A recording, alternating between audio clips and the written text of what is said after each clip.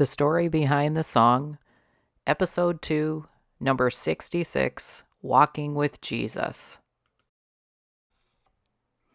This song was given November 10th, 1978. My sister was flying up from Georgia, and I had to do my banking before her plane came in. When I walked into the bank, there was only one teller and about 15 people in line. So I got in line and turned to look out the window as one wall of the bank was all glass. At that moment, I was carried away in the spirit, and I was singing this song.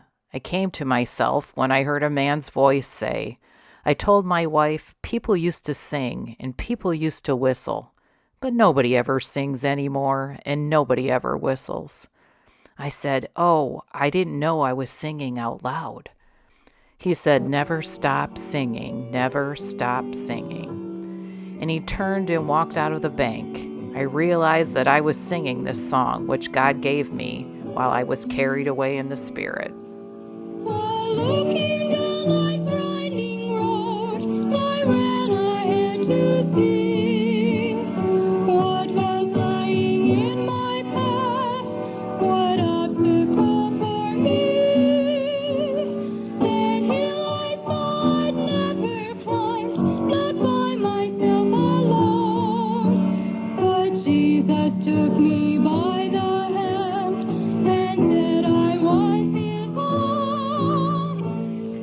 own. The first verse of this song says, while looking down life's winding road, I ran ahead to see what was lying in my path, what obstacle for me. That hill I saw I'd never climb, not by myself alone. But Jesus took me by the hand and said I was his own. The Lord was showing me ahead. 7 days later, I came down with pneumonia and was sick for 7 months. During this time, I was very sick and lost my voice completely for 3 months. I could not lay down to sleep and could not sing, but I could hear through the night hours number 25 singing on the mountain, which was already given at this time, being sung to me. I felt the glory of God through the night hours. The doctor told me my lungs were so severely scarred because of the length of my pneumonia. But after 7 months, they could find no trace of it. As I told this experience in the branch, tongues were spoken, repeating the words, lean on me, lean on me.